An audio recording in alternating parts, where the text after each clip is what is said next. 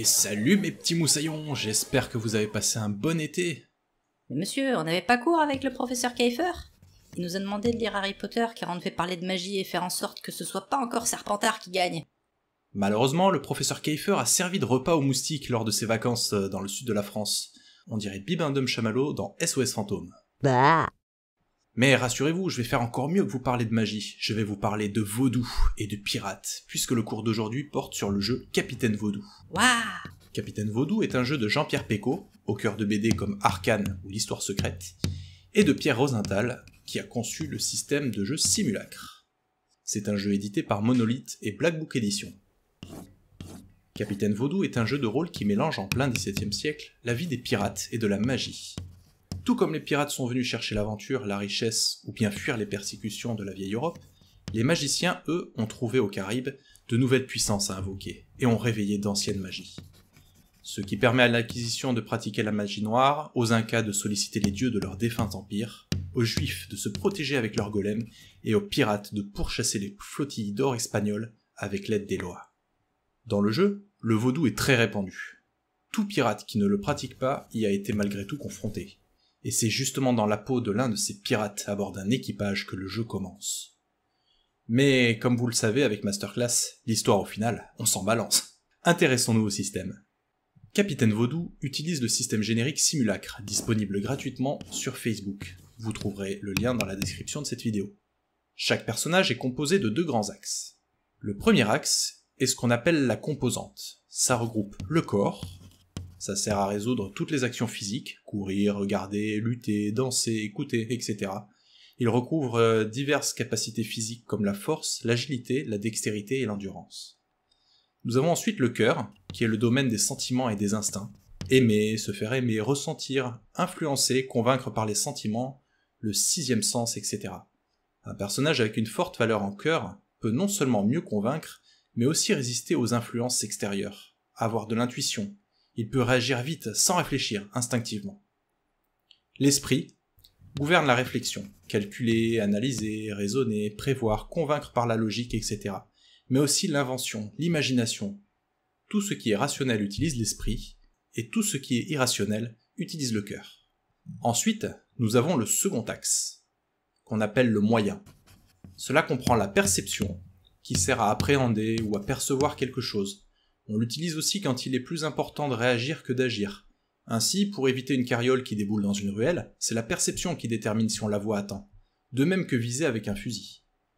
On a ensuite l'action, qui sert lorsqu'on doit avoir une action effective, comme pour résoudre un bras de fer ou une énigme.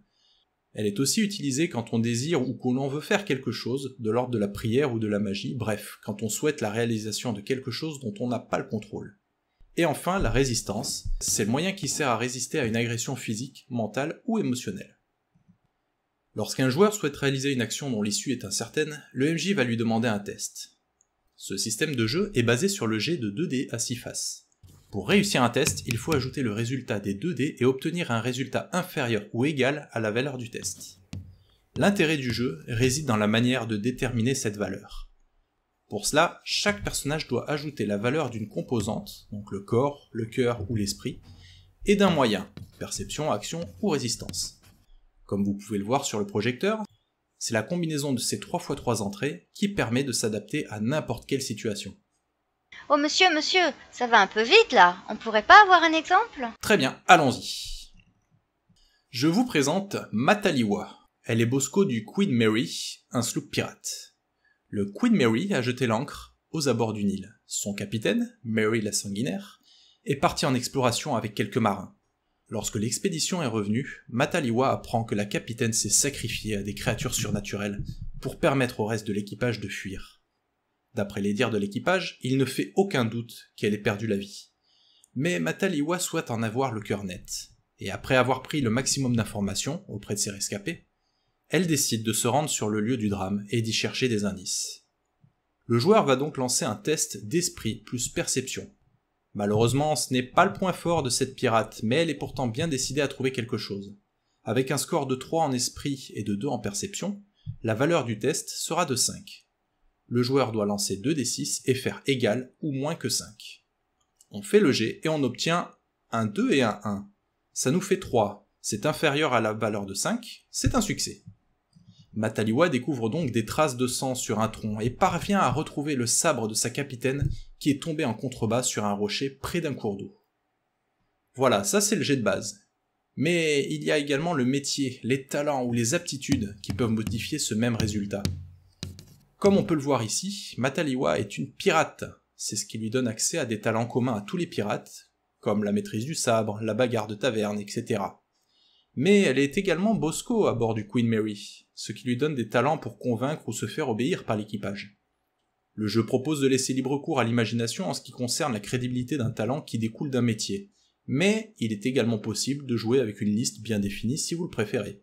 Malheureusement pour notre pirate, elle ne semble avoir aucun métier ni aucun talent ou aptitude qui pourrait l'aider dans sa recherche d'indices. Si ça avait été le cas, elle aurait eu toujours 3 en esprit, 2 en perception, mais également un 1 en talent ou en aptitude, ce qui aurait donné une valeur totale de 6 au lieu de 5 précédemment. La marge de réussite aurait été de 3 au lieu de 2. Mais c'est quoi la marge de réussite? La marge de réussite, c'est la différence entre votre résultat 2D et la valeur de votre test. En cas de réussite, plus la différence est grande et plus votre action est réussie avec brio. Mais l'inverse fonctionne également. Plus le résultat de votre dé sera élevé par rapport à de valeur, et plus votre échec sera cuisant.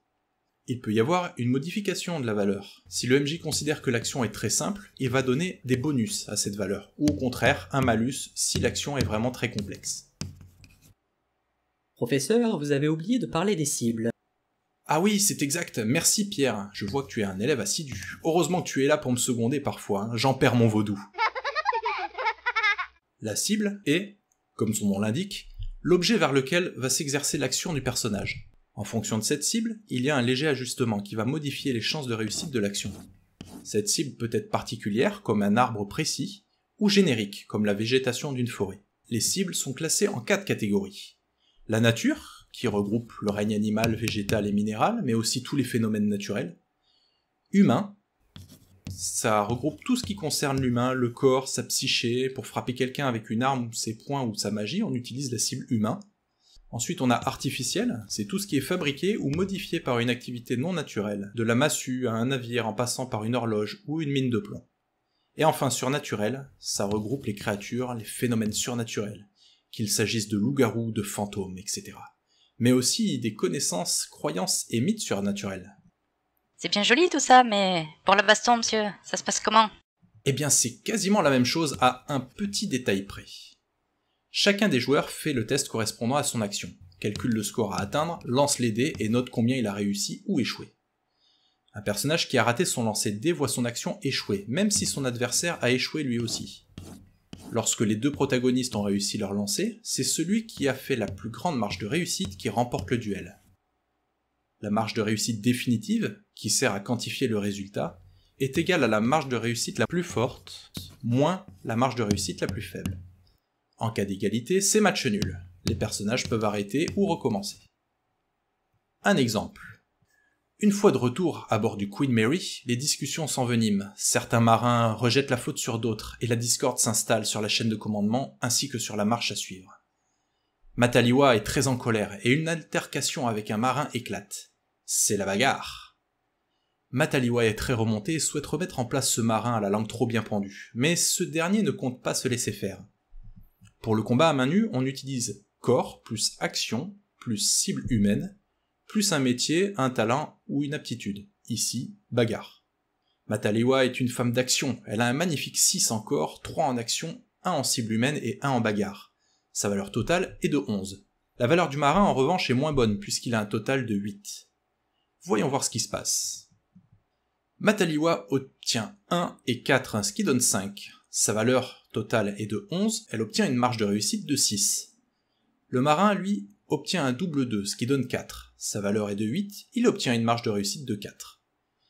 Mataliwa a obtenu une marge de réussite supérieure à celle du marin. Elle lui décoche un bon coup de poing dans la mâchoire.